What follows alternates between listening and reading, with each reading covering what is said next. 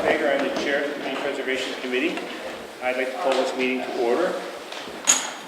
Tonight we are conducting our presentations on the applications for Community Preservation Act funds from the City of Somerville.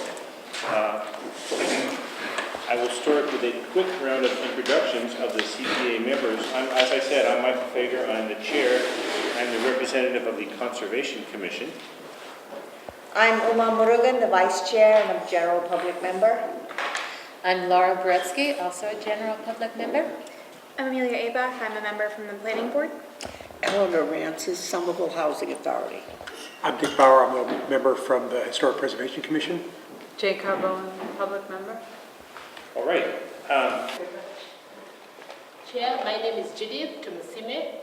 I am the new CPA manager, and I wanted to share with you, give you an overview of this funding. The Community Preservation Act is a Massachusetts law, and it's been adopted by 173 communities. And this law helps create a funding source from a property tax surcharge for communities to invest in affordable housing, open spaces, historic preservation, and recreation. We've been spending CPA funds from fiscal year 2015, and today we have, this fund has supported 71 projects, 20 from affordable housing, 23 from historic preservation, and 28 from open spaces. Over 50% of this funding has supported affordable housing, and the total funding since 2015 has been approximately 24 million. So this year, we received applications from 5 agencies, 3 under the open space and recreation, and then 2 for historic preservation. But the breakdown of the funding for this year has been for 20% open space, 15% for historic resources, 45% for community housing, and 10% is for the reserve. We have projects that have already been funded from the emergency fund, and so what we have at the right-hand side is the actual available funding for this year. For the community housing, this is appropriated to the Affordable Housing Trust, and applications for the request for proposals are open, and they are due December 2019. We have copies here. If you're interested, we can also share with you. So this whole process, it's a competitive process for the application for the funding. It starts in April through December, and we are now at the level of community meetings where we have the presentations for the proposals shared with the public. So like I said, already 3 applications were for open space and recreation, and 2 were for historic preservation. So the requests, the requests have higher funding or value than what is actually available. We have a gap, and the next slide shows the actual gap in each of the different categories. So for historic and open space, both have a gap, but we still have some available fund in the reserve. We are still accepting written comments through Wednesday and November 1st, so you can send these comments to me, and my details are on the slide. So after the presentations, we would like you to share with us your priorities. So we are giving out 5 stickers, 2 green stickers, 2 yellow stickers, and 1 white sticker, so after the presentations, please feel free to vote. So thank you very much. Okay, I just want to remind everyone to point out what Judith has just showed us, that as has become the common thing in the last couple of years, the requests for funds exceed the actual funds available. So just keep that in mind if and when we finally approve or award funds for your particular application. It may not be what you have asked for, and that's part of the reason why. Good evening. My name is Courtney Kirk. I am in the Office of Strategic Planning and Community Development for the City of Somerville, and I'm the project manager for the Central Hill Campus Phase 1 project. To give you a little bit of background, I want to announce that this is one piece, the first phase of the general overall block of what we're calling Central Hill Campus. So this first slide, if you see the red dashed line around here, this is designating the project limits for phase 1 of the Central Hill Campus plan. The adjacent projects that are going on currently are the Somerville High School renovation, and future phases of the Central Hill campus include the 1895 building, City Hall, and renovating the library.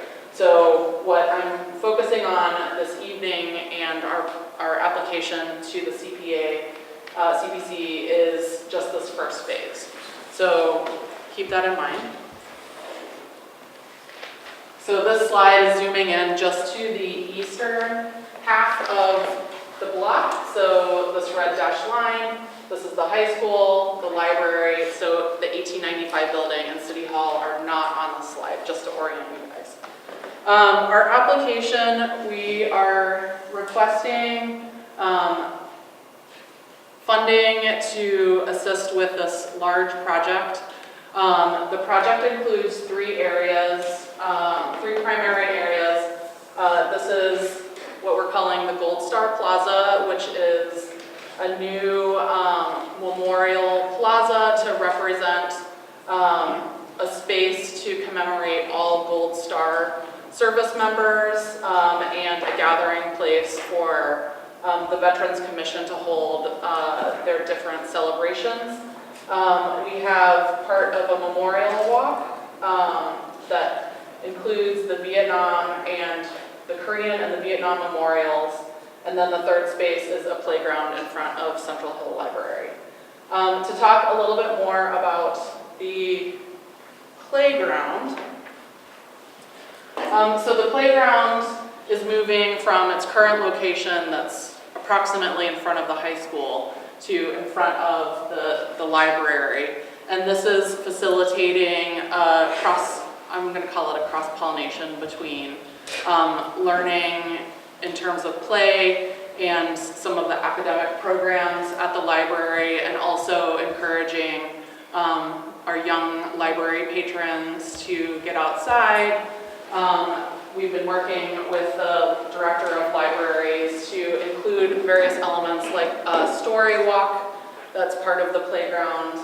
And this will be a sufficient upgrade to the existing conditions at the Central Hill playground. This playground is largely used by local daycares on Highland, as well as home daycares. And we really see this as a community asset between our civic building and outdoor civic space.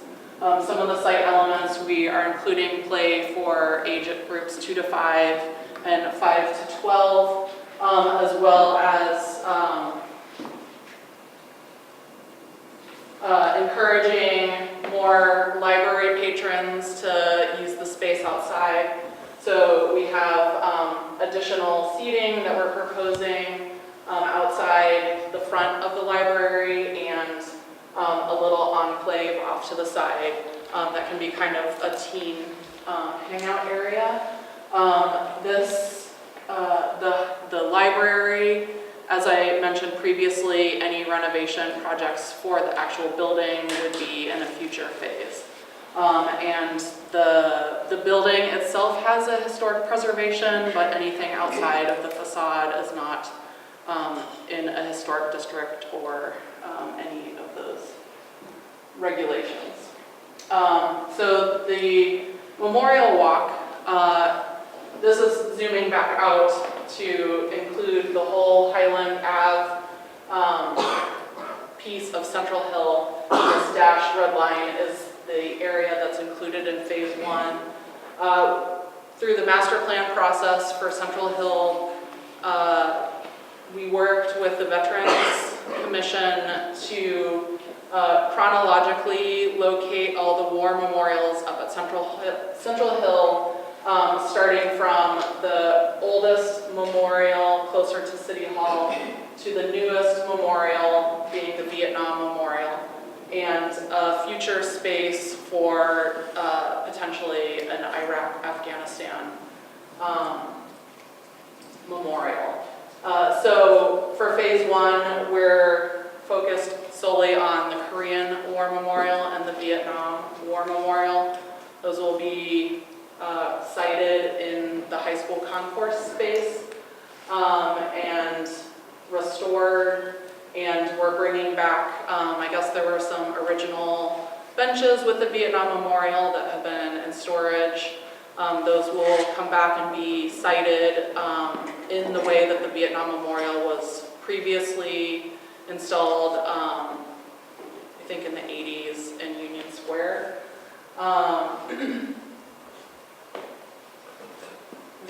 So the Gold Star Plaza is the central space that's in front of the high school's War Memorial wing of the building.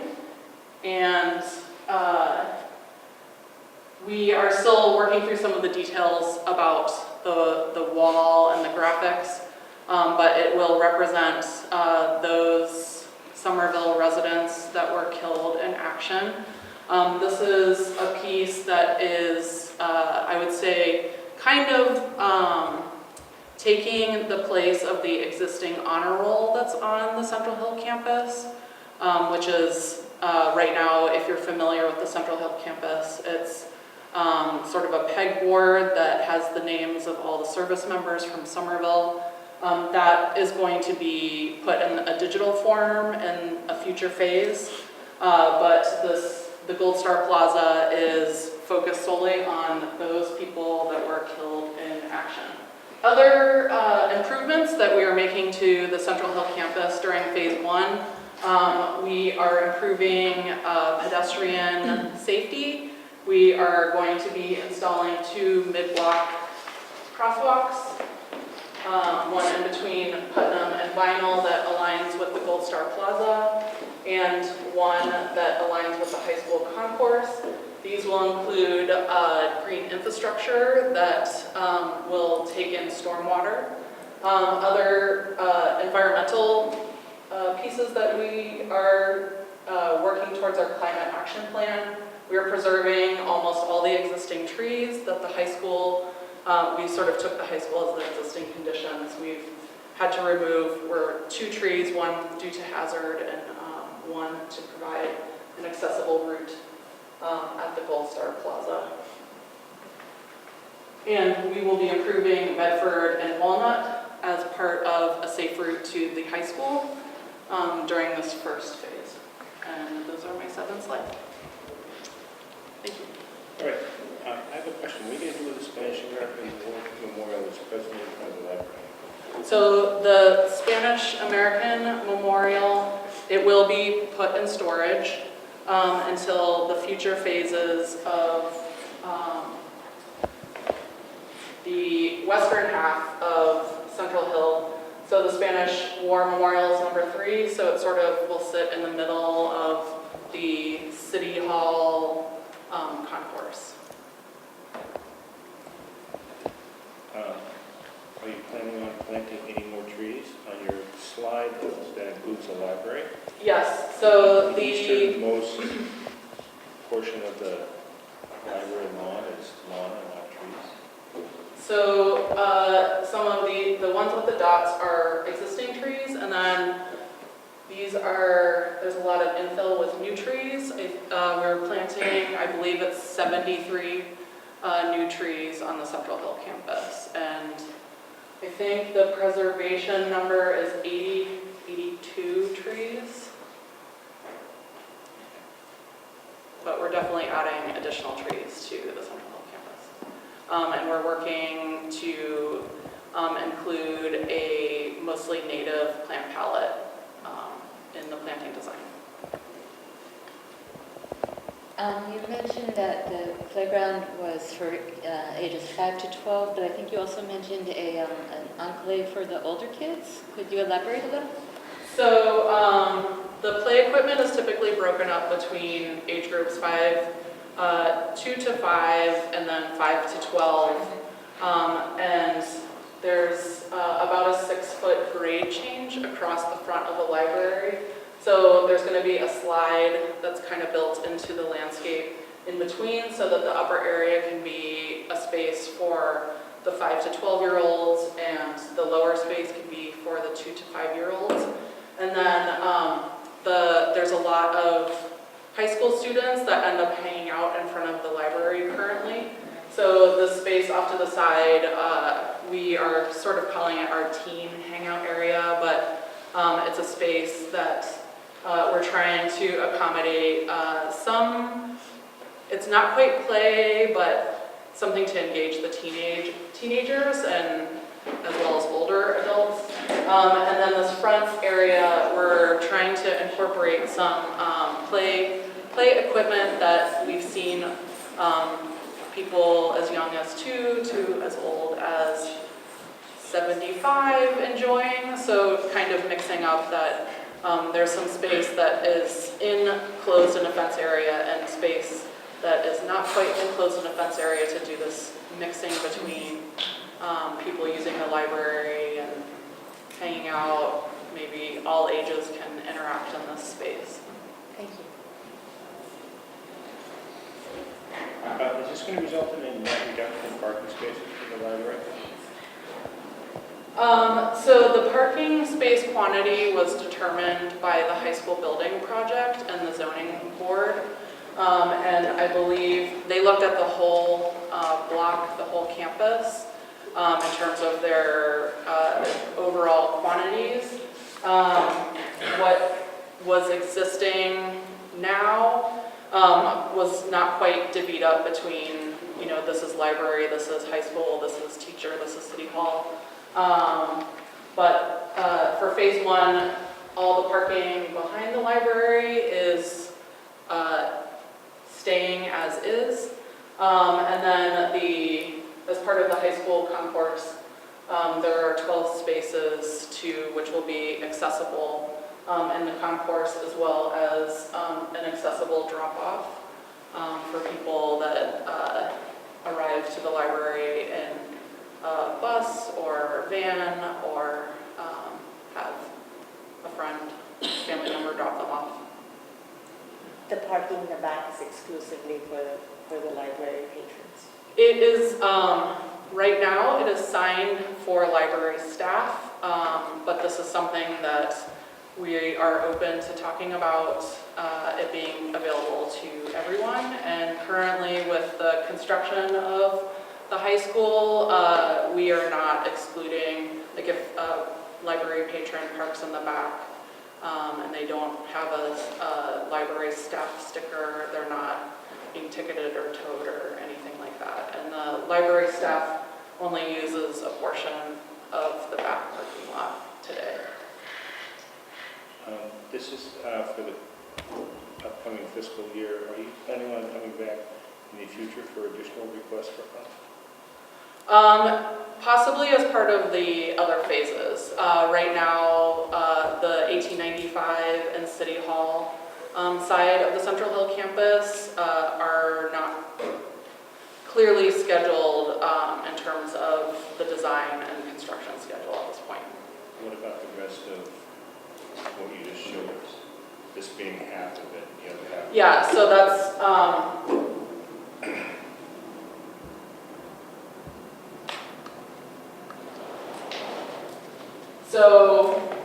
it still has not quite been determined the schedule for design and construction for 1895 City Hall. But when those are worked out, this open space will be part of the design process for those two buildings, as well as this open space between the two buildings. So I imagine we probably would come back, but at this point I can't say what year that would be. All right, any more questions? Just a question, the narrative says that you're seeking a funding request to match the park grant of 400, but then the application says 3. Oh, yeah. Yeah, so that's a typo. So we requested 400,000 from the park grant process, which we received notification a few weeks ago that we did receive that grant. As part, because it's a reimbursable grant, the city has to chip in a certain percentage of the whole ask, and that percentage is what we are asking for to be covered by the CPA grant money, which is 300,000. So the correct number is 3? Yes. Okay. Yeah. Next, we have the Somerville Stabilization Fund.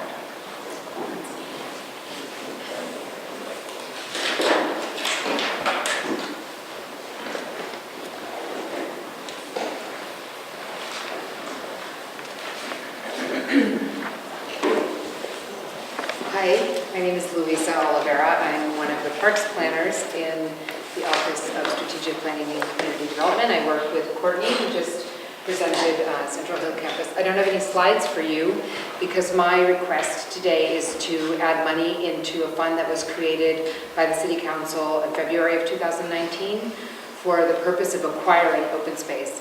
As you may know, if you were involved at all in the summer vision process or just from knowing what the goals of the administration and of our department is, the comprehensive plan sets forth a goal of acquiring 125 new acres of open space in the next 20 years. Excuse me. And so the ask that I have tonight is that that fund was set up to make it easier for the city to go after parcels as they come available in this hot real estate market.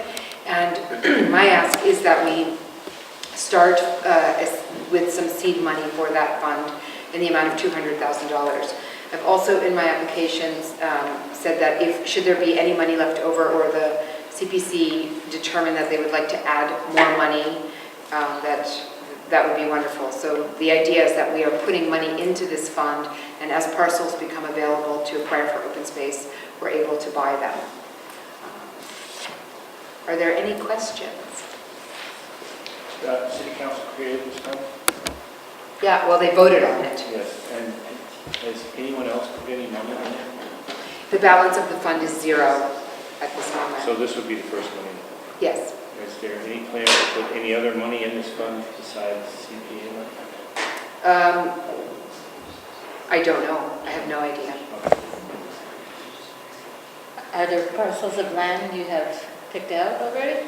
So I don't have the ability to pick out parcels, but the idea is this is one step in making it easier for the city to activate funds and when they become available. I think there have been conversations, and I was in the Open Space Acquisition Creation Task Force that has met recently, and one of the recommendations was that we have someone who is looking for that type of real estate. But this would allow us to then be able to spend money. Also, currently our acquisition price is $2 million per acre, so I don't think we'll be buying any large parcels soon, though we have bought some smaller ones in the last few years. All right, next we have the visiting nursing community. They want to rehabilitate and repurpose their DNA garden. Well, first of all, welcome to our home. This is the Visiting Nurse Association. I'm Linda Cornell. I'm the president of the Visiting Nurses. I've been with them for 32 years. We started up on Highland Avenue in a Victorian house. I just want to show you, just pass these around, just take one and just to give you an idea, since I only could have 7 slides, I'm cheating. But if you could just see what this looked like, just take one and just kind of pass it around. What this place looked like when we thought we could build the first affordable assisted living ever in the United States, and especially one that was owned and operated by a visiting nurse association. So there aren't enough copies, so if you just take a look at it and just pass them down, that would be very helpful. Maybe just grab that. Yeah.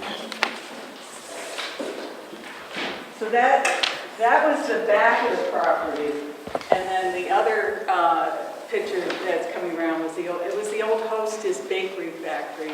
And I can't tell you how many people have come in to live here and remember the old Hostess Bakery Factory. Of course, when we took it over, it became quite the wasteland and hangout. And of course, it was in Winter Hill, so we were a little concerned when we were digging up the backyard. But in any case, so this property is now 22 years old. And it was started, just to give you a tiny bit of history, because it's amazing. Let me see.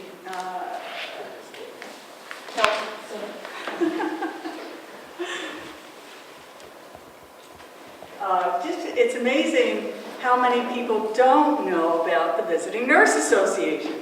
And we were started in Somerville as one of the first 20 visiting nurse associations in the country.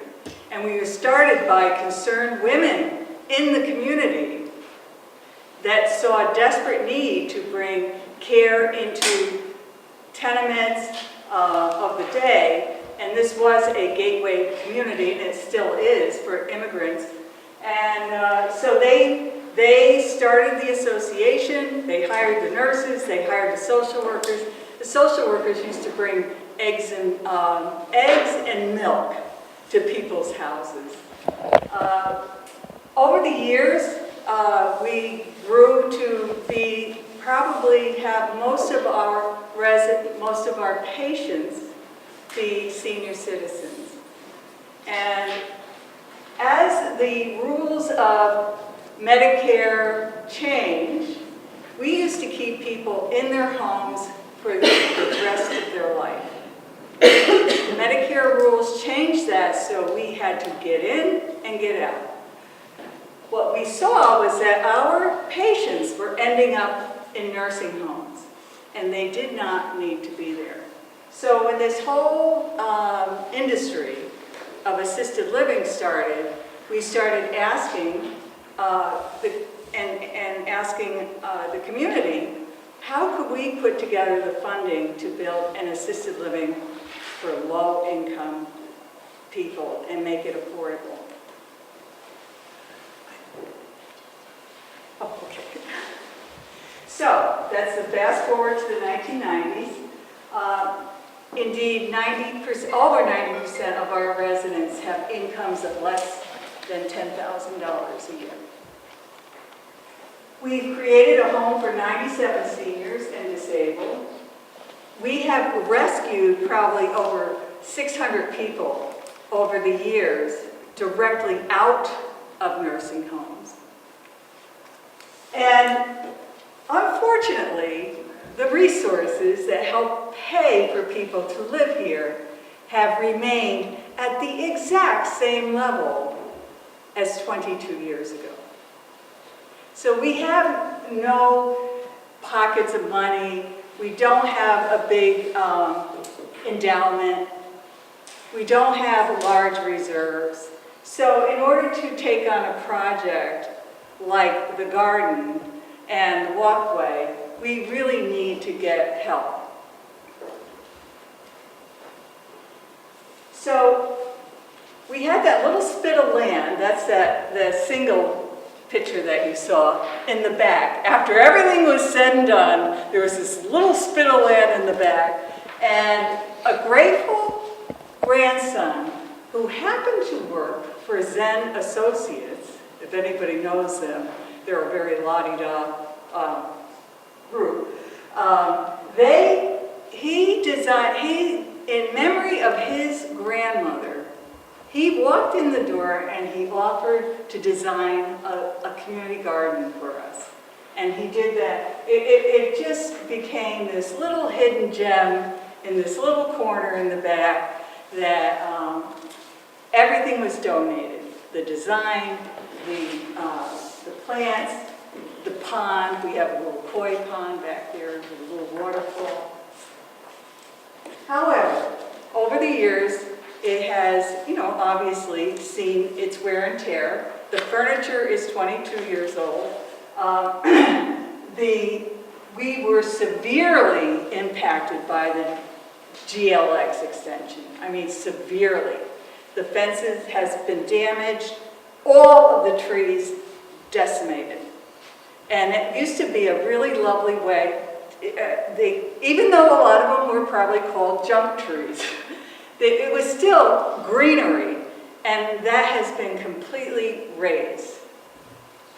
The access pathway right along the community path is very uneven now. It's very unsafe for our residents. Our residents would walk around the building, and they are in walkers, wheelchairs, and it's heaving and cracking. So we are in need of a major transformation. So the vision is, and this has been happening at areas like, I know there's one out in Harvard, hospitals now. I'm a graduate of Children's Hospital School of Nursing, and they've put up healing gardens. And almost every hospital that you see now, or hospice, is building in a healing garden. And healing gardens are really a place of quiet reflection. Whenever I sit back there, except when the train's going by, it is just an amazing, peaceful place to sit, reflect, and it is very healing. We want to improve upon that. We want to designate it as a healing garden. We would like to, that we donated the access to the community path. We've always been a strong supporter of the community path. We have access, but when you come up, there's a couple of dumpsters there, not very inviting. We would like to create and make sure that it's a natural way to come in and wander down and see our garden. We'd actually like to make the whole pathway down full of flowers and trees. We would like to put the trees on our side of the fence so they can never touch them again. And we would like to create this peaceful sitting area for quiet reflection, small groups, perhaps little memorials. I know one of the trees, the black cherry tree out there, is in memory of my father. And it just needs to be a place where everyone feels welcome and can just sit and get away from the hustle bustle of the urban environment. So once again, my grateful grandson has come forward and offered the design. He actually got estimates. We got estimates for plantings. And also, someone came up with a really good idea, and I saw it up at City Hall with the pollinator plants. We'd like to just fill this with beautiful perennials, pollinator plants, herbal, aromatic plants, trees. Some of the trees can stay. And since I'm down to 30 seconds. And this is in the garden, this is in the back here, just loaded with trees and beautiful flowers, aromatic herbs and benches. And I'd like to actually see if we could get an advisory committee to talk about statuary or any other kind of ways that we can make it just really part of the community. So I think I'll end it there. Are there any questions?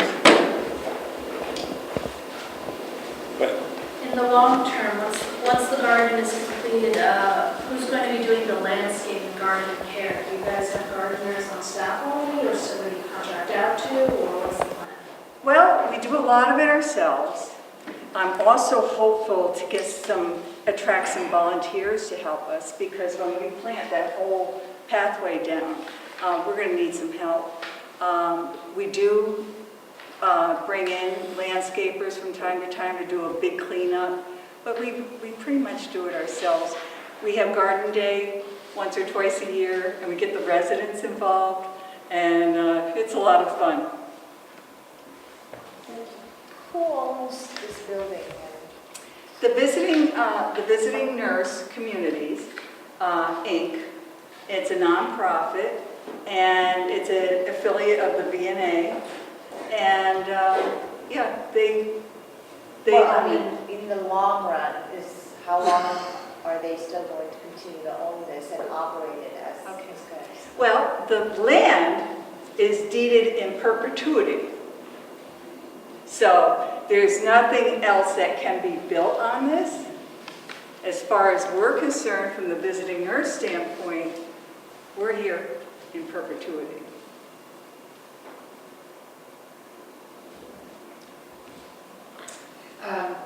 So I have a couple of questions. One is, is your grandson that's at Zen Associates? I'm sorry. Is it your grandson that's at Zen Associates? Oh, no. No, it's a grateful grandson. Oh, Someone whose grandmother lived in Somerville, I see. and he wanted to give back, and he just walked in the door and offered his services. That was very kind of him. Will Zen Associates oversee the construction and do construction documents for this project? Yes. That's very, very kind of them. Do you know if the soil has been tested and if are any contaminants in it? Well, we cleaned this was all contaminated. We cleaned this property to I don't know what this designation is, but the cleanest. So we got the certificate of. Okay. And then my other question is about public access. Yes. What kind of public access is there? Will there be certain hours? Will there be signage letting people know? Will there be a conflict with people coming up from the bike path and coming to be in the area while residents are there? Right. Well, right now people do use it, but it's like if they happen upon it or the neighbors. I absolutely would like to see signage on the community path and right at the top. I do think there has to be some ground rules, like I think maybe dawn to dusk might be a reasonable thing to expect. I do think we have to put some security in, which the VNA will pay for, since it will be, encouraging people to come in, and we have had mischief in the back and along the, and then the community path is also going to be extended on the other side of the fence.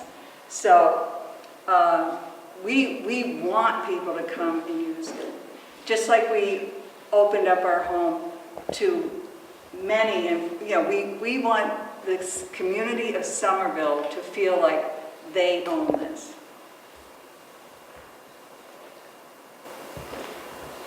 I have questions about accessibility too. I'm a neighbor.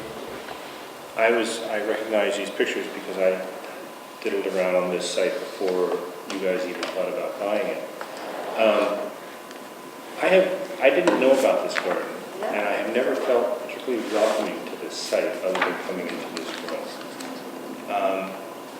And it concerns me, and I have concerns about publicly accessible, privately owned open spaces, because I don't feel like they create the welcoming atmosphere that I expect from open space in Somerville, especially open space that the people of Somerville are paying for.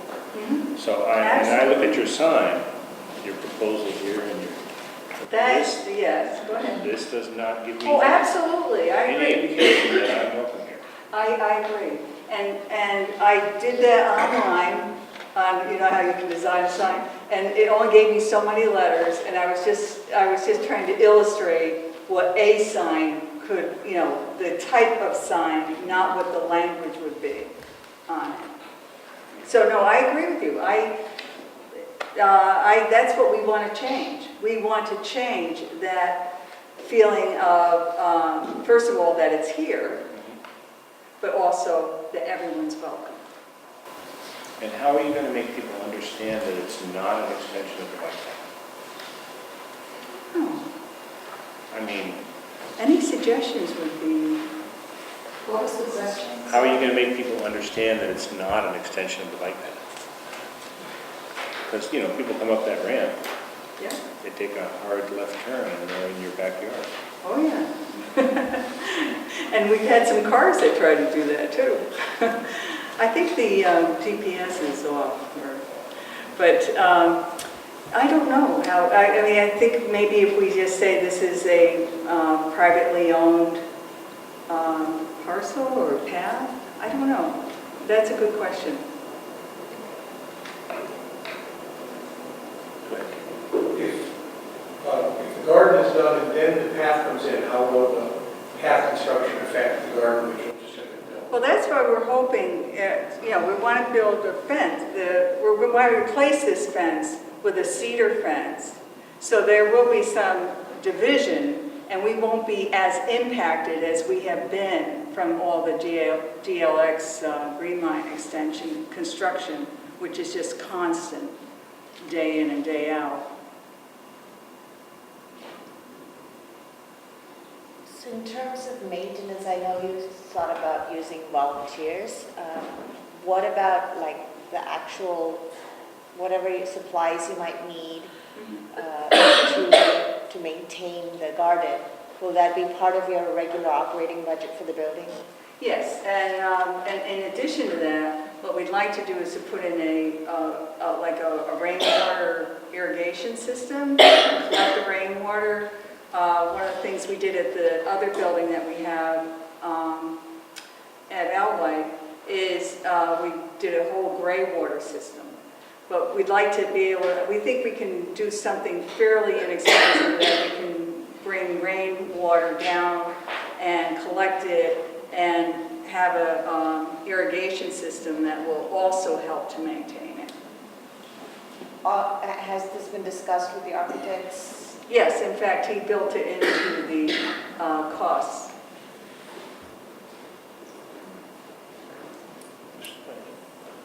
I have a question that I do understand, which is that we have been coming here for many years, and lots of obviously organizations and private organizations, and we feel welcome, so I want to thank you. Oh, thank you. That's what we were going for. We really do want you to feel welcome, and we do so much love being able to host as many community meetings as we do. Sorry, I'm choking over here.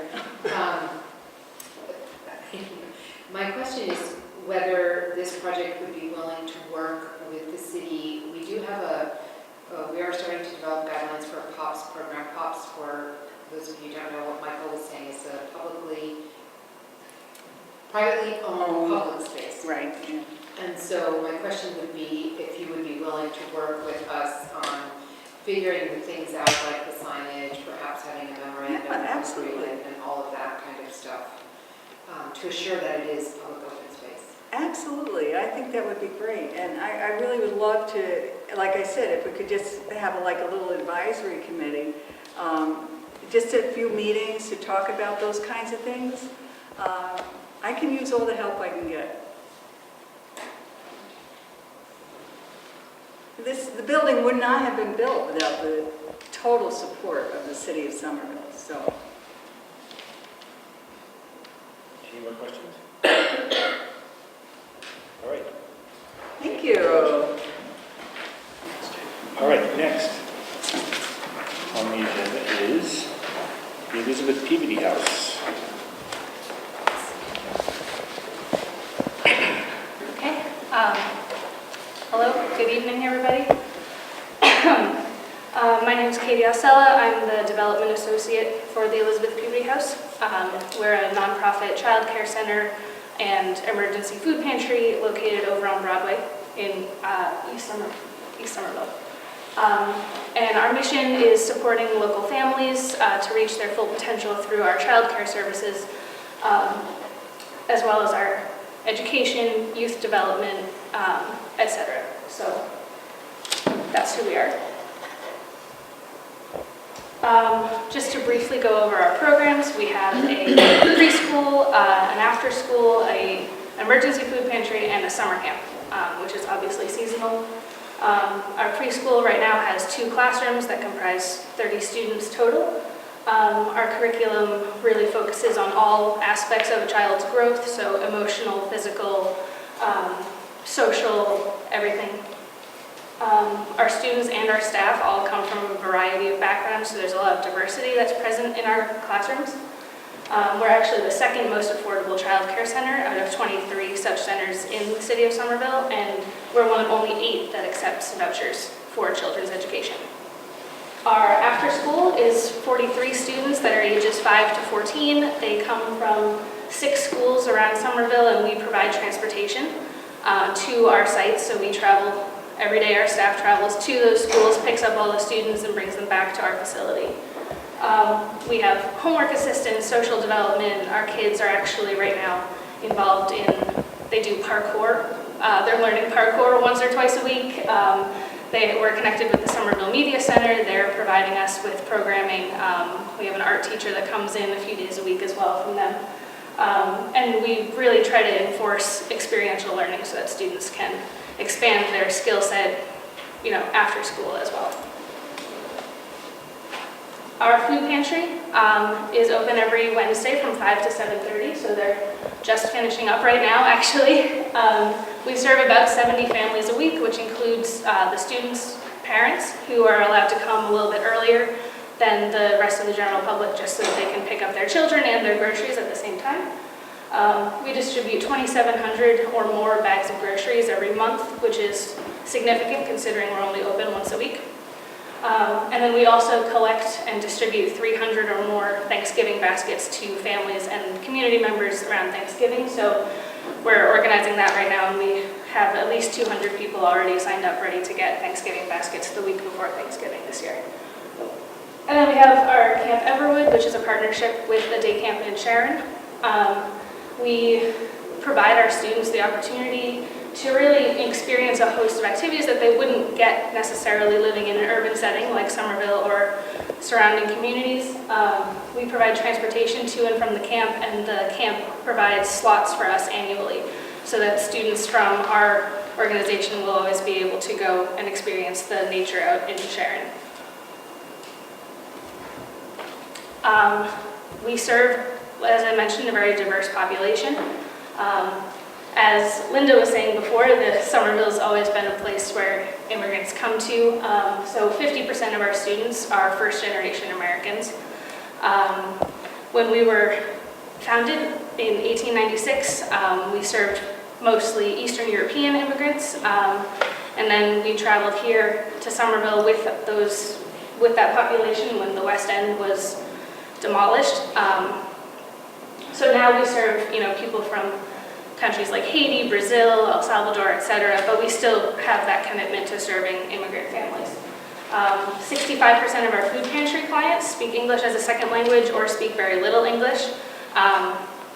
So we really have all of that diversity, which is very interesting, and we're really committed to that population. We also serve low-income families. 65% of our students are on vouchers or have contracts with us. 81% of our after-school students, which is a vast majority, receive free or reduced school lunch. And 1 in 3 of our students comes from a single-parent household. So we are committed to both serving immigrant populations and also keeping our costs low so that we are accessible to everybody.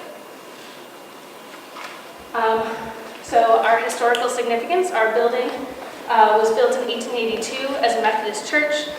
We were founded in 1896, but we didn't acquire the building until 1979. It's a colonial revival style building. It's got an entrance foyer, it's got a tower. This picture is from the 60s or 70s, but we've found images of our church building from the early 1900s when it was built in the late 1800s. And we converted it in the 70s to include the classroom space and everything. and we received a historical designation on our building in October 2017. So this is our third request to the CPA. In fiscal year 2018, the CPA graciously funded a full roof replacement of our building. You can kind of see everything was not in good shape, everything was leaking. So it was fully replaced, all the shingles were stripped, everything that was rotten was replaced and fixed. And it was also re-shingled so that it wouldn't leak anymore, which is great. Last year, it was completed actually in June of this calendar year. We asked for a comprehensive building assessment plan because we wanted to know what to do next. Because the roof plan was obviously very crucial, we needed it fixed, it wasn't safe, so what do you do after that? And the building assessment was completed in the summer, and they showed that there were 3 causes we needed to address immediately. There was still one section of the roof that was kind of leaking. It turns out that there was rotten wood at one of the corners, so we got that replaced. There was an electrical cable that needed to be grounded, which we did within a week of receiving the assessment. And we also had to replace the egress staircase from our after-school building, which goes into our preschool. And we actually finished that about last week, 2 weeks ago, and then it got inspected last week, and it's all set, and it's approved, and it's great, and our children can use the preschool again, and the playground. So we immediately addressed all of those 3 issues, and those were all paid for by our operating budget and our emergency funds because they were crucial safety concerns.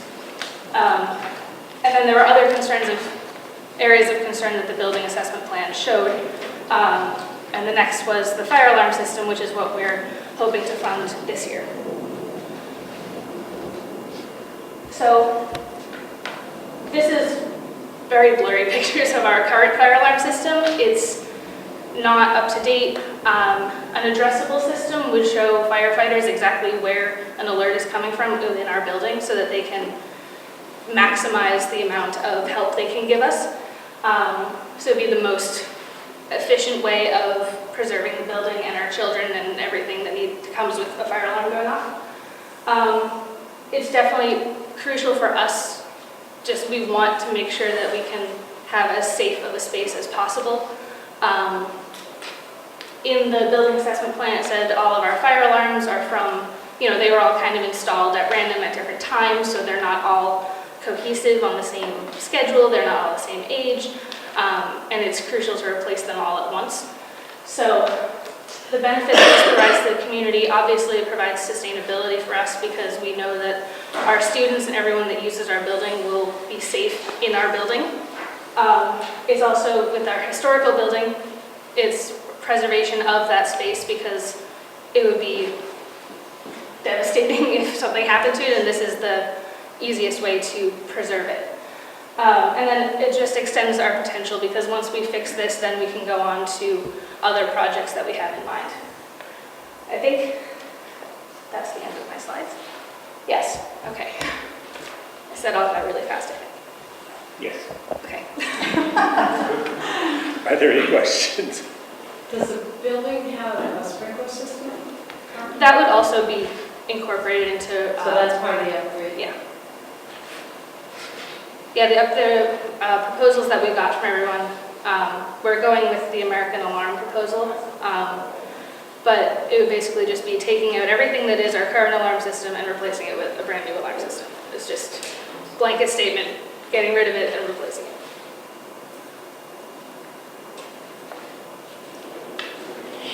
Any more questions? Okay, wait a minute. So I'm a little bit confused. I think I heard 2 things. I just want to make sure I know. Okay. So is the project that you're bringing to us, does that include a sprinkler system? Or Yes. It does? I believe so, yes. Okay. Because you said they're taking out the alarm, just putting in a new alarm system. I believe, I would have to double check, but I know that it's our whole fire alarm system. So I would assume that that incorporates the sprinklers, but the list that they gave us was not completely itemized, so. We'd like a working sprinkler system as well, so.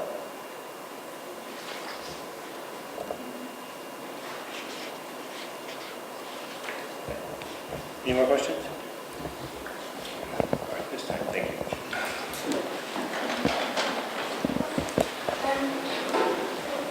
All right, and last but not least, the Somerville Museum. Thank you for listening. This is going to be the third time I've presented about the elevator, so there may be some of you who don't know about the elevator project. So I'm going to go very quickly into kind of the history of why we're doing it. So first of all, who is the Somerville Museum? It was founded in 1897 by people who were very interested in the history of Somerville. Many were Civil War veterans, and their time was passing, and they really wanted to be able to share their experience with other people. And there were a lot of people who had collections from old-time Somerville when it was agrarian, and they wanted a place to talk about those things and collect. And then eventually in 1925, we got a building. It started, and it wasn't completed then until the 1930s. So then it started as the Somerville Historical Society, and then it continued to the 1980s. And then a group of people from Somerville got together, became trustees, and they changed the whole museum from the Historical Society to the museum to emphasize arts and culture as well as history. And the collections were actually, prior to that, all out. Apparently on the first floor, if you've been to the museum, you see it's got a very beautiful large gallery, and then it has a smaller gallery that was a reading space and a conference room. And all of those collections then went into storage, and those areas became gallery spaces where we have events and things like that. So that's what we do today. And in the 1980s renovation, they actually tried to put in an elevator, and because of that, they removed a Palladian window from the western facade of the museum, which is where the elevator was going to go. They also made some other changes in that area, and lo and behold, they did not have enough money to put in the elevator. So we wound up with a Palladian window that the Mass Historic Commission required us to put back on the museum whenever the museum did get an elevator. So there's that. And the other thing that was ironic was that they did finish the restrooms, which were handicap accessible, and they were in the basement with no way to get to them. So again, we're fast forwarding now to 2011. The museum had a very leaky roof. We were very fortunate to get money from the Mass Cultural Facility Fund. We raised over $200,000, and we replaced our slate roof. Because we did that, we triggered this 30% rule that requires that buildings come up to code if you're going to spend that kind of money. And also, our building itself had been rather undervalued for many years, partially because it was not it's a nonprofit. But anyway, so in terms of the assessed value and all, it was 30%. And we had to become accessible. So initially we thought we could be first floor accessible. And so we came up with this beautiful idea of this portico that was going to, just a little porch that went on to the west facade of the museum, and then it would have a one-floor lift. Well, we then learned as we developed plans, we looked into actually an elevator. We had heard that there was a limited use, limited elevator, Lula elevator, that was smaller than the regular elevator. So maybe it would fit into the spot. So we actually had Peter Quinn Associates go ahead and design just a rough sketch of what that might look like. We all got very excited about it. We started pricing it out, and then we went to the Architectural Access Board and found that we would not have been considered accessible had we only done one floor. So he was very adamant, or they were, that accessibility is all 3 floors for the museum because we have volunteers and staff that work in all 3 floors. So after that, we worked very hard with the Somerville Historic Preservation Commission to come up with a design that people liked, and eventually we went from a project that initially was going to cost us about $300,000 to a project today that is a $1.6 million project. It's an historic building. Yes, so I'll show them now.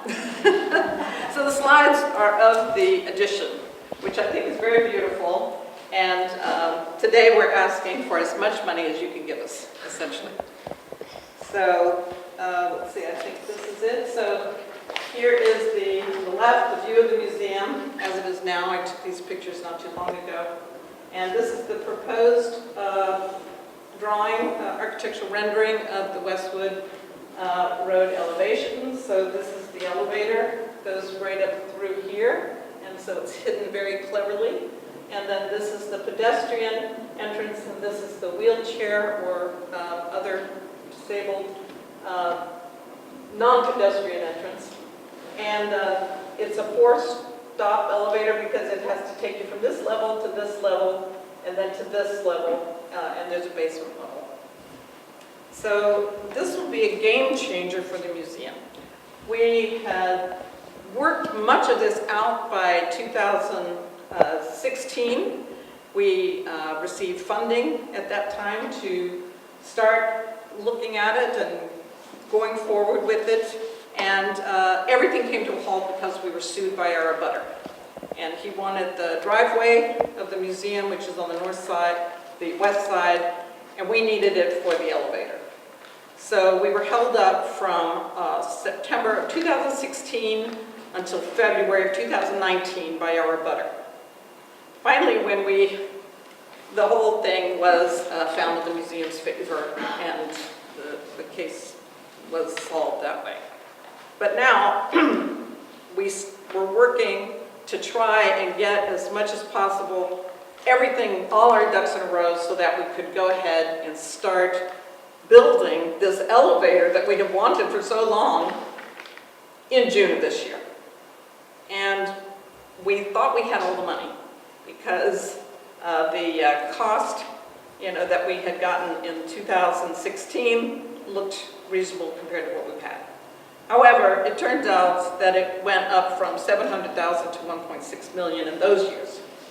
So this was, in part, the scope has changed. There's more waterproofing in the basement. There's also more foundation work in the basement. The design is that we worked out with the Historic Preservation Commission is much more costly than the first design that we had come up with, and that it includes brickwork, wooden trim, slate roof extension, all of these kinds of things. But it's a beautiful addition, and that's what I want to show you right now. So here is, again, what it looks like today on the left, and what is proposed on the right. What it looks like today on the left, what is proposed on the right. This, as you can see up here, is what it will look like when you have the Palladium window on the back. This is the Palladium window, which earlier this year Gentle Giant very graciously took out from the museum, and we all went over and uncrated it for the first time in 30 years and looked at it, and now can go ahead actually with the conservation of it, preparing to go and put it in the building whenever we have that chance. And this is the proposed restrooms, because by now the restrooms in the basement are no longer in code, and so they have to be redone. The kitchen has to be redone that's down there because everything has to meet a different code. The reception area has to be redone because it all has to be code. And anyway, what I like about this is as we are now, and here you can see the proposed lift. Yay, a way to get to the basement. And I'm showing you this, and then I'll have to very quickly, do a flash where I get you all to forget what you've seen, because it's not usually good security to be showing people your storage for museums, but I'm showing it to you tonight because I want you to understand that when we get access here, this is going to open up. This is the area we're talking about where the work will be done and waterproofed and everything else. This is the museum storage. We have thousands of objects. We have huge library collections. These are the kinds of things that we want to get people access to. These are the objects that we want to be able to share with the public in a controlled way that is secure.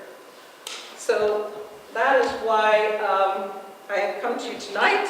We I had tried to get more money from the CPA in 2017, 16, we were in the lawsuit at that time, so we did not receive the money. And in May of this year, when we found out what the bid was going to be, we came to you again and you gave us $300,000. And, okay, and we had asked for 600, and I'm asking you tonight for anything you can give us. Thank you so much. Do you have any questions? We've probably asked them all already. I could go on and talk a bit more. I have one. I noticed when I read through that you've talked with several foundations, like Millie Peabody and maybe Fidelity, others. I wonder if you're following up with any of them. Oh, the foundations, I have to say, are really horrible because they go, you know, you have to have a long-term relationship with them, and very often, even though you think you fit the criteria and everything else, you go through this, you know, process of trying to build this. What we're doing right now, there's two things that we're doing that give me a lot of hope. One is we're hiring a development director, a part-time development director from some of the funds that were donated to us. And so that's going to start, I think, putting the museum on the road to raising funds, which is what we need for operation, if not for capital projects. And then the other thing is, I've talked with the Mass Culture Facility Fund, and they're very open to the idea of me going ahead and using the $40,000 that they've given us in 2015, closing that project out, because we've already spent $96,000 on design fees, and then applying to them in January for the remaining funds that we need here. So we'll be applying to them for 25% of the project. And I think it sounds like, you know, we will have all of our ducks in a row, and we've gotten everybody to sign off on it, so I'm hopeful. Thank you. You got a question? Yeah, I assume that in your coordination with Historic Preservation already about the expansion, that they've put in criteria for like full dimensional brick, not brick veneers on the exterior? Yes, I think so. Yeah, I don't think it's a brick veneer. It had to go by the Historic Preservation Commission. They were very strict about it. Yes? Is the museum free? What are the hours and how many visitors do you get in whatever time? Museum is not free. It used to be, since we have to have some way of building operating support. So, because we don't have any endowment to speak of. We've only just started. We've got 2 endowment funds now, for Thomas Bettinelli and also for Josephine Pisa, and we have about 50,000 in those. We have managed to operate all these years with volunteers. There was only a brief period where there was a director and assistant director who was paid by a grant, and then that was in the 1980s. All the rest has been with volunteers. We now have a part-time assistant, in part because Evelyn cannot be at the museum as much as she was, although she's pretty much still there, as usual. But so we have instituted a $5 admission fee. If you're a museum member, you get in free. So it's a benefit of museum membership, which is what we really try to do to get people to join and help us sustain ourselves. The other thing is that we are having now a 1 day per month free, open to the public day as a result of the preservation restriction that we're signing with you all. And then the other thing is that we get, it depends on the exhibits, it also depends on whether we're in construction or not, or whether people think we're in construction or not, but we get around 1,500 to 3,000 people a year. 1,500 to 3,000. And what are the hours? So the hours are Thursday, Friday, and Saturday. Evelyn, you want to know what the hours are specifically? Yes, on Thursdays it's 2 to 7, Fridays 2 to 5, and Saturdays 12 to 5. And then many Sundays. We have concerts and lectures and activities. Yeah. So we're open 4 days a week. Yeah. And we have a website, you can go on there and you'll see, you know, also it says when we're open and that kind of thing. Anything else? All right, thank you, Barbara. Thank you all very much. All right. Now that we have heard from the applicants, it's time for the public comment period. And I have a list here of people who have said they want to speak. I don't want people memorizing this.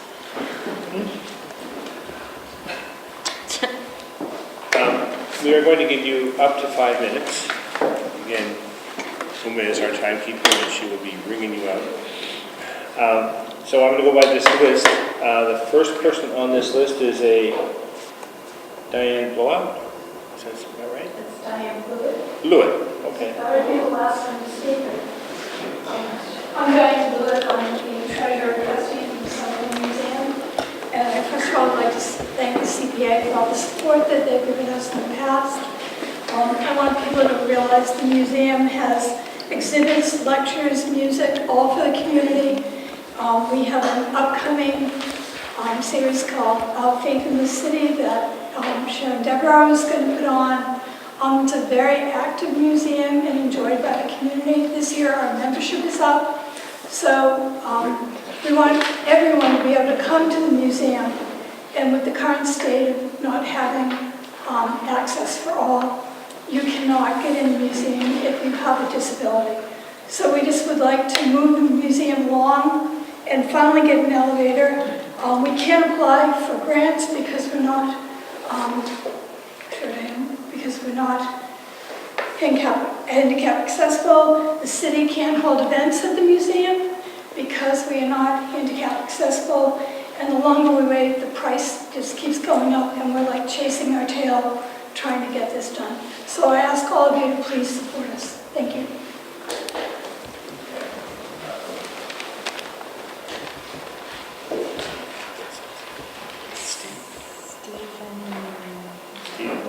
Stephen Mackey. Yeah. My name's Stephen Mackey. I live on Hudson Street. I work on Alpine Street at the Chamber of Commerce, and I'm a member of the board of the museum. My connection to the museum goes all the way back to high school and college, when I used to take the opportunity in history and any other course to write about Somerville, research and write about Somerville.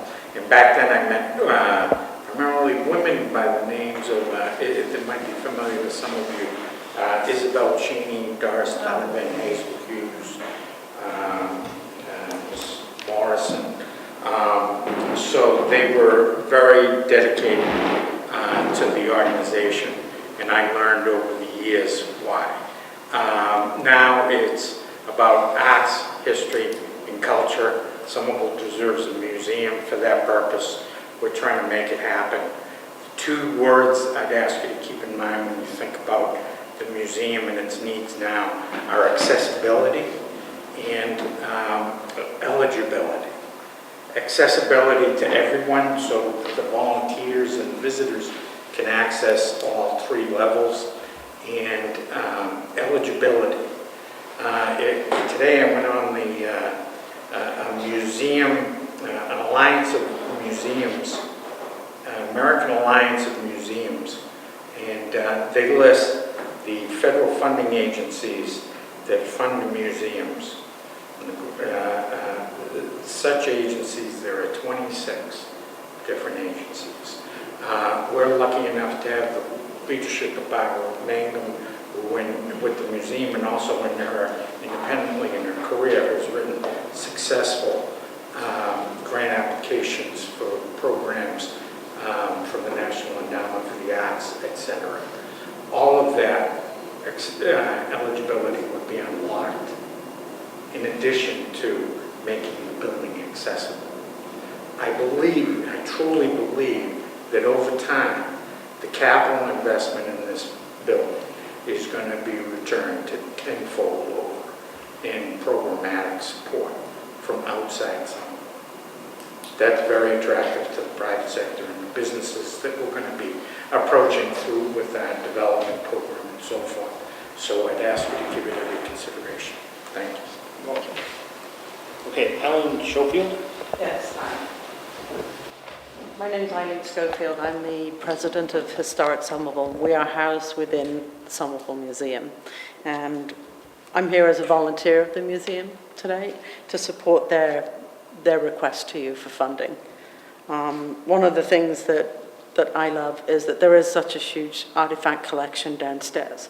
And I think I had volunteered at the museum for about 3 years, and Barbara pulled the key out of her pocket and opened the door for me, and I was numb. There's so much down there, and it's locked away. You know, it's not being seen by anybody. It's not being taken care of as well as it could be. Volunteers do try and do the work every weekend, but it's hard. So they need to be able to bring these items upstairs. My husband and I have several times gone down when the building's flooded, and we've had to look to move large desks and chairs and furniture and paintings and books. And when you're touching them and they're molding, and you know, I just don't want to lose this history of Somerville. And this elevator will allow a lot of the volunteers to go down there and clean and sort these items, and also bring them up so that eventually people in Somerville will know that Somerville has a museum. Because several people say that to me. I said, oh, I'm a volunteer at the museum. And they said, I don't know that Somerville had one. So it would be great to have a place that we can have people access, any type of person can access this museum if we get the elevator. So I'm here as a volunteer just asking if you can support them too. Thank you very much. Anna Warrock.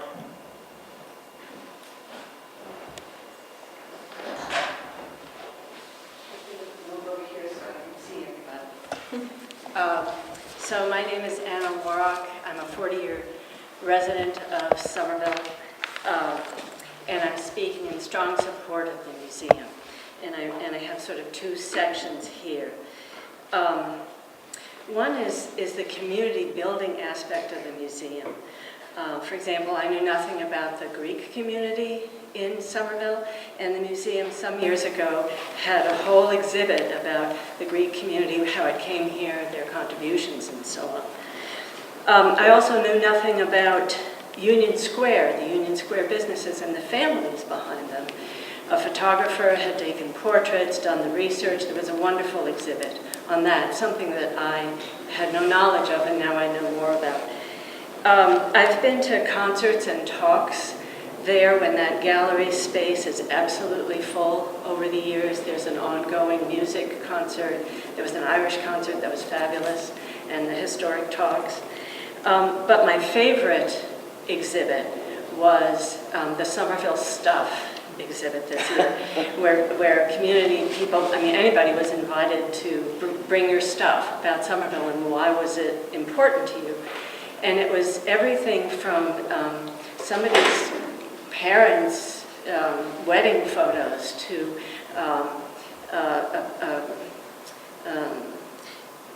Girl Scout sash with all of that, and my contribution, what I dug up from my garden, which included some old pottery pieces and also a silver bullet from the Lone Ranger. It was plastic. So, and clay marbles. So that's, that it is a community building and community informing thing is very important to me. The second part of this, of course, is the accessibility. My sister had MS, and she would not have been able to enjoy all of this in the community, and I would not have been able to enjoy it with her. I have a 93-year-old friend, and she's very active, we're going to the opera at Assembly Square on this Saturday, but I can't bring her to the museum because she cannot manage those steps. And I know she would have loved the Stuff exhibit because she would have related to that timeline of some of those things. And lastly, I want to note the curb cuts that we all take for granted all over the sidewalks. And they came about in part because of the increased accessibility of disabled veterans from the Vietnam War, along with a lot of activism by disabled people. And so I'm really speaking in strong support of this community building organization for my family, for our friends, for our elders, and for veterans to be able to take part in this great museum.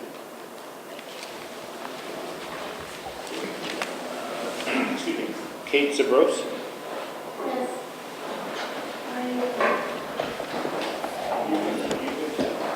Go ahead and tell us what you have to say. Yeah, so I mean, I can't speak quite as eloquently as some others about the programming there, but I've been a long-time volunteer at the museum, and I help with the website, and I've done other work, and before I became disabled, I was volunteering at the museum, and I went and did work in the basement in some of the collections, and I've seen all that's there, and I would confirm everything that everyone said about the stuff exhibit was amazing and everything else. And I have MS, and I have a trajectory of increasing disability over time, so it would be nice if I could continue to be able to get access there. And I find that I can bring my chair. I could actually get to the museum with my chair, but which I have done, but once I get to the museum, I can't bring my chair in the museum, and so then I have to try to get some help from my friends to get up the stairs, which with time I won't be able to do that, and and then I'm trying to just sort of sit in one place because I can't get around once I get in there, and I certainly couldn't get to the basement and help with the collections and such. So I mean, apparently there's been an impetus to be getting an elevator in there since the 1980s, and if we delay this further, then there'll be further price increases, and it's just like, and then there'll be further just other contingencies that'll come up, and I could see it never happening. So it seems like we really need to get a push to actually make this happen. So those are my thoughts I wanted to express. Janet Woods-Bagnoli. My name is Janet Woods-Bagnoli. I'm here as an individual supporting Somerville Museum. Who here has been to the Central Library? Who here has been to City Hall? And everybody is here too. You never think twice about, can I be here because there's no bathroom that I need to get to easily? You don't have to think about it, do you? But when you go to the Somerville Museum and you need to go to the bathroom, but maybe you have wonky knees like I do, or bad hips, or you fell and you broke your leg, or like Kate is in a wheelchair, you have to think, can I actually get to the Somerville Museum, get into the museum, and God forbid, if I have a need to go to the bathroom, I can't go. That's as basic as it comes, that this treasure house that gives all the wonderful events that people have talked about is only really there for people who don't have those extra needs to help get them to the bathroom. If you want to have this wonderful event of go to the music series, or you want to go to the stuff exhibit, or you want to volunteer and you need to get up to the third floor, you really have to be thinking, can I do this? And the basic answer is, if I have needs, physical needs, and I need to go to the bathroom, I can't do that.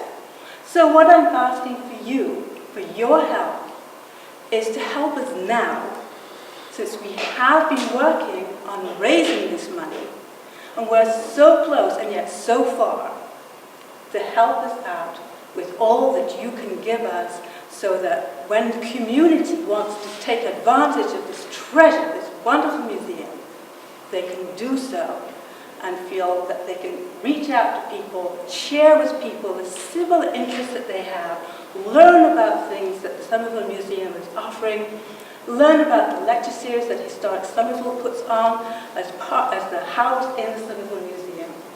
This is our opportunity now, right now, to get more monies from you with your help to make it accessible for everybody. Thank you.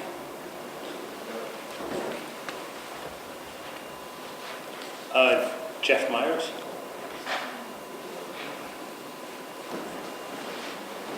So I won't speak as nearly as eloquently as the previous speaker, so I'll try my best though. But I'm a 10-year resident of Somerville. I'm a volunteer at the Somerville Museum. I work with their collections and also some exhibitions that will be upcoming. So the main points that I want to say is that I can understand if there's a frustration that we have to keep asking for money for this project, because you've heard the history that Barbara has laid out, and like we were all set to go. A really unfortunate circumstance put a significant delay in it, and the Boston construction market is very, very busy right now. So that's probably not going to change anytime soon, hopefully. But the result is that the costs skyrocket like dramatically, and so as a volunteer and participating with the museum, it's like getting to a frustration level. It's like, when is this actually going to happen? And it's like, now is the time that it really needs to happen if it is going to happen. The one other significant event that I think is hugely popular that the museum plays a critical role in that I don't think has been mentioned so far is the Open Studios events, and the Artist Choice exhibit is presented for the Somerville Open Studios events in May in the Somerville Museum every year, and it's an absolute shame that that is not accessible to a significant portion of our community, and we need to change that. So that's pretty much all I have to say. I appreciate the consideration.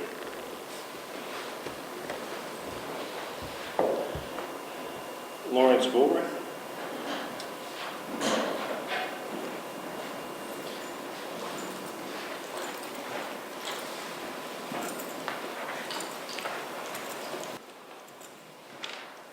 Thank you for the opportunity to speak on behalf of the Somerville Museum.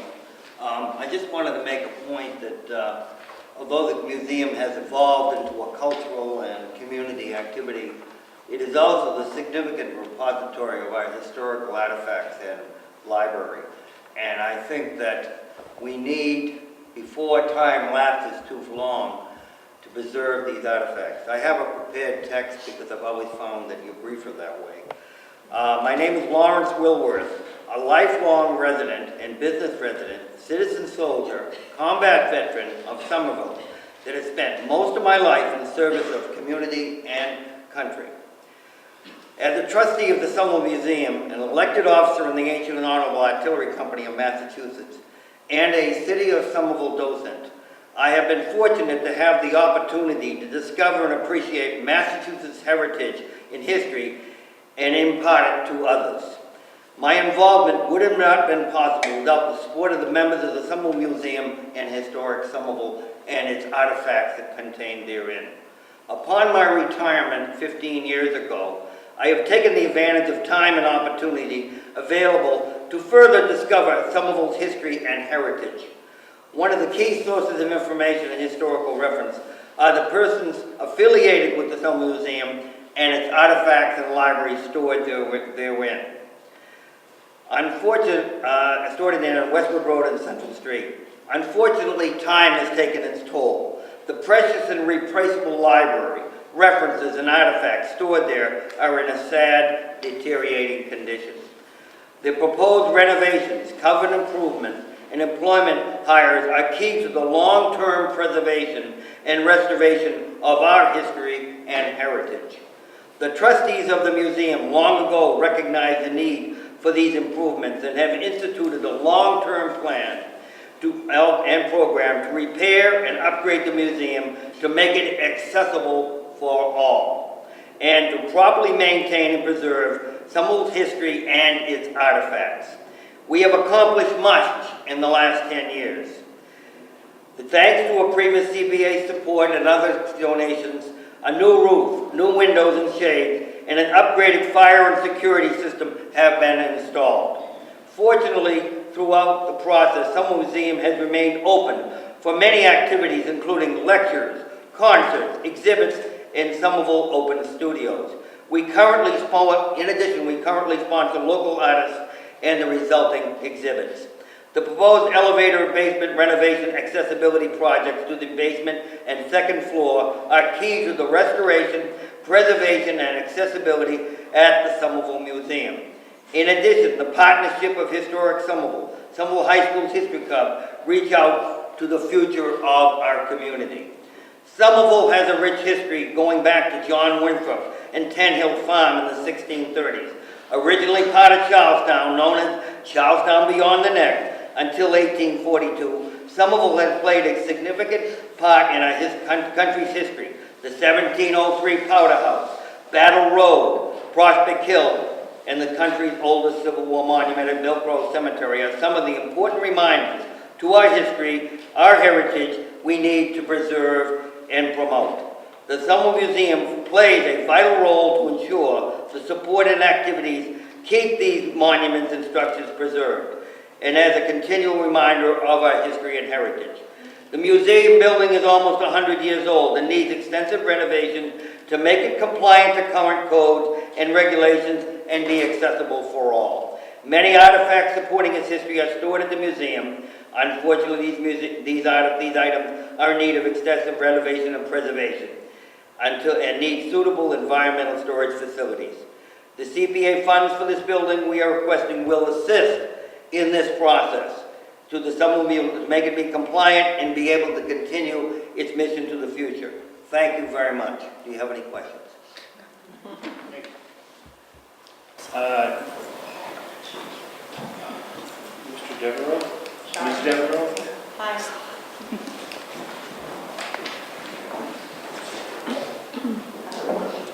My name is Sharon Devereaux, and I just thought it might be you might be interested to hear about some of the programs at the museum. So I'm a community curator. The museum invites members of the community to apply and put on exhibits there.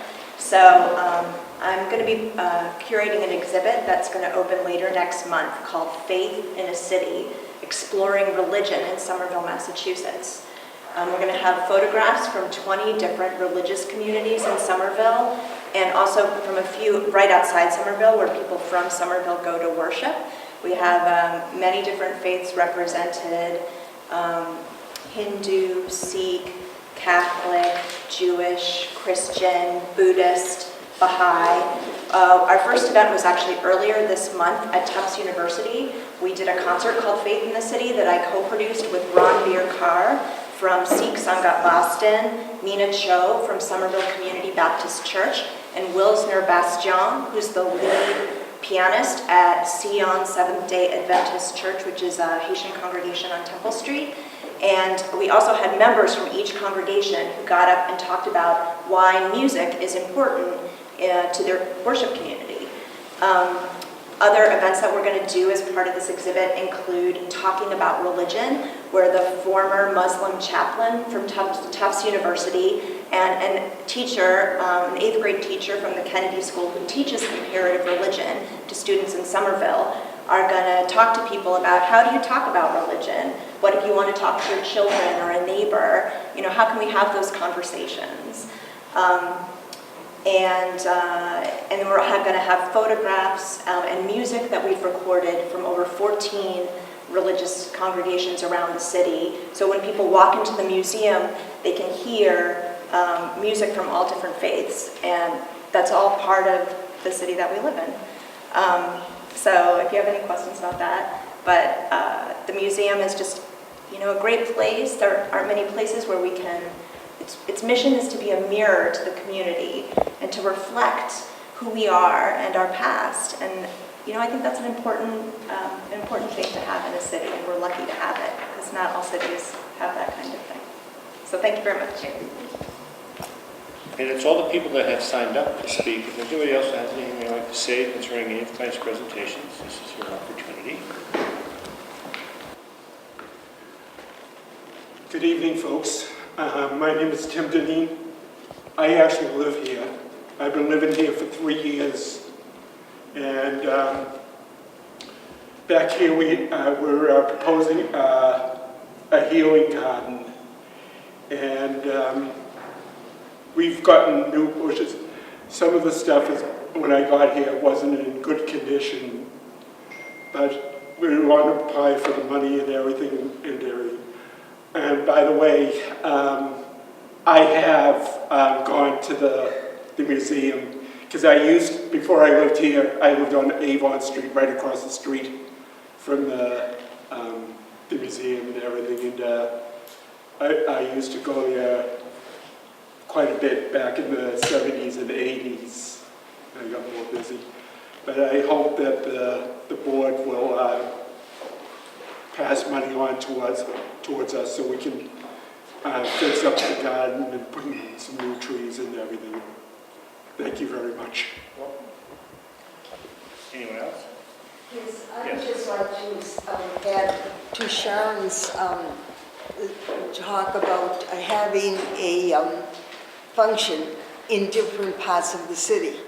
And we have done events at Aeronaut, Bow Market. Sharon just did the one at Tufts Distiller Music Center. And I do tours with alumni groups that are coming to Somerville for say their 50th anniversary, and they come to the museum and we give them tours of the city. On Thursday, I worked with the Winter Hill Community School and they do a scavenger hunt. And two of us, one at the Prospect Hill Tower, and I usually am at the Powder House, and we conduct tours with the school children. So there's a lot of activity going on in the around the museum. As explained earlier, we have our request that you grade the various projects over there on that end of the building, the west end of the building. The colors indicate what you think is a high priority, low priority, or a moderate priority. So please do that before you leave. And lastly, I want to remind you that this is open for public written comments until November 1st. Send them to Judith. Board, so people know where to send stuff if they wish to send a written comment. And with that, anyone else have any other business that we need to attend to tonight? Do we have a motion to adjourn? Motion to adjourn. Do we have a second? Second. All those in favor? Thank you very much. So please, make your choices before you go.